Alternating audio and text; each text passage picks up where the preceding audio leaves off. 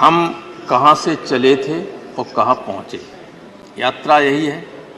यात्रा की बिगिनिंग होती है कि यहाँ से शुरू की थी, कहाँ पहुँचे, अभी ख़त्म नहीं हुई है। नेहरू जी से चले मोदी जी तक आ गए, आगे कहाँ पहुँचेंगे वो तो आगे की बात है।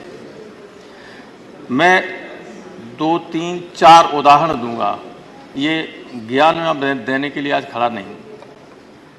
एक बार पंडित जवाहरलाल नेहरू प्रधानमंत्री थे, इलाहाबाद गए।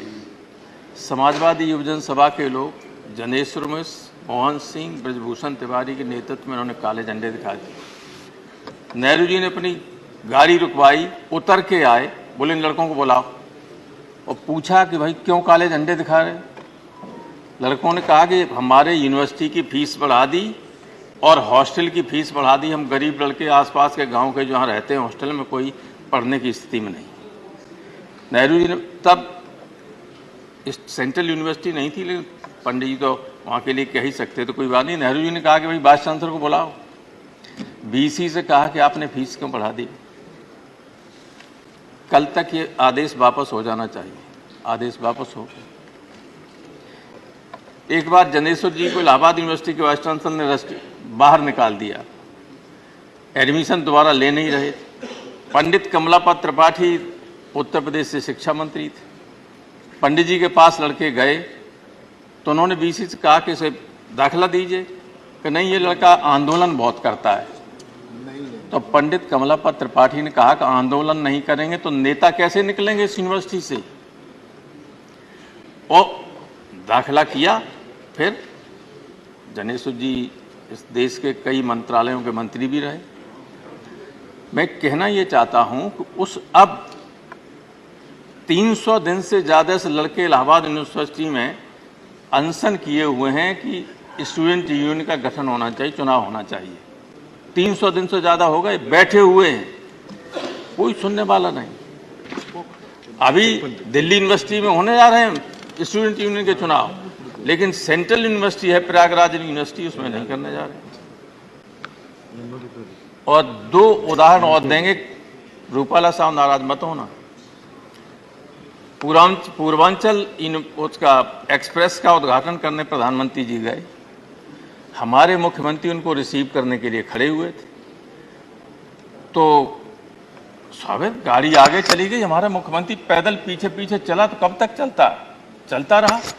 कोई केयर करता है? नेहरू जी लड़कों के लिए खड़े हो जाते, लेकिन प्रधानमंत्री गाड़ी मुख्यमंत्री के लिए नहीं खड़ी हो। तो आपके यहाँ क्या हुआ गुजरात में?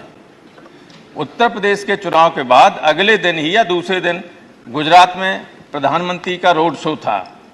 सारे देश ने देखा कि नहीं आपके मुख्यमंत्री खड़े हुए, तो एसपीजी ने साइड करके चला गया, हटा दिया और सीधे गाड़ी चली गई कारवां, मुख्यमंत्री खड़े रह गए। तो एक हम चले वहां से थे और पहुंच गए यहां।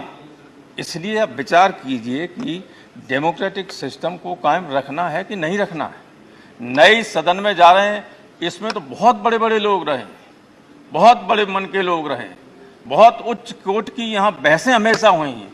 इसने देश को बहुत कुछ दिया। संविधान सभा में तो हमारा लोगों ने कहा ही, आप सब जानते हैं कि दुनिया का जब बना तो ये सर्वश्रेष्ठ संविधान था। क्या हम उस संविधान को ठीक तरीके से रख सके, उसमें कुछ जोड़ सके? सिर्फ रोजाना घटाने का काम कर रहे हैं। अगर हम सत्ता में बैठे हुए लोग देश के हर व्यक्ति को संदेह की दृष्टि से देखेंगे तो काम नहीं चल सकता है। कानून बनता है कुछ चीज़ों को रोकने के लिए। कानून सारे देश की जनता को आतंकित करने के लिए नहीं बनाया जाता है। ऐसे ऐसे कानून बने, अपराधियों पर लगना चाहिए, आर्थिक अपराधियों पर लगना चाहिए, लेकिन कहीं व्याख्या नहीं है जिस पे चाहें, जिसको चाहें उस पर पुलिस जाके पकड़ लेगी, ईडी पहुंच जाएगी। ईडी पहुंच जाएगी। क्या ये संविधान की मंशा संविधान निर्माताओं की इस तरह के कानून बनाने की रही थी? कभी नहीं रही होगी। बहुत डेमोक्रेट थे और सारे लोग थे, और इस संसद में बैठकर भी इस तरह के कानून नहीं बने। कोटा बना, टाडा बना, सब बने, लेकिन वापस हुए कि नहीं हुए? अटल बिहारी वाजपेयी बड़े आदमी थे, अडवाणी जी थे।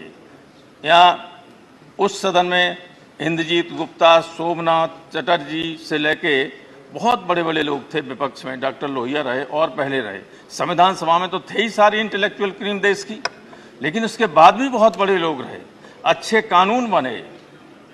कल यहाँ से आपके कम्युनिस्ट पार्टी के हिरेन मुखर्जी, यहाँ भूपेश गुप्ता, तो जाने कौन कौन रहे, हर क्षेत्र के लोग रहे, बहुत बड़े लोग रहे। कभी इस तरह के कानून फ्रेम नहीं हुए, बस मैं खत्म कर रहा हूं, कभी इस तरह के कानून फ्रेम नहीं हुए कि हम जिन कानूनों से आम लोग डरने लगे हैं। आम लोग जब कानून से डरने लगे तो ये देश के लिए बहुत खतरनाक चीज होती है। इस सदन में, इस संसद में मैं 30 साल से ज्यादा रहा, लगाव तो है ही। अब कल दूसरे में चले जाएंगे।